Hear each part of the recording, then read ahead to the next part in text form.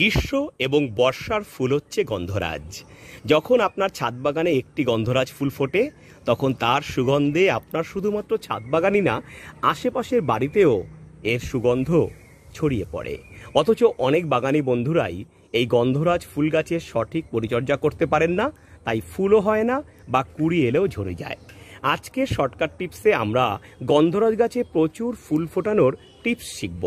Number 1, April মাস থেকে আমরা NPK 0050 এই ফার্টিলাইজারটা 5 গ্রাম 1 লিটার জলে গুলে গাছের পাতায় স্প্রে করব ঠিক 10 দিন পর পর।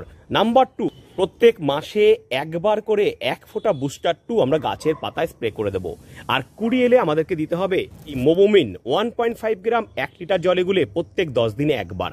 এটা করতে পারলেই আপনার গন্ধরাজ গাছে আসবে প্রচুর কুড়ি, একটা কুড়িও ঝরবে না, কথা দিলাম।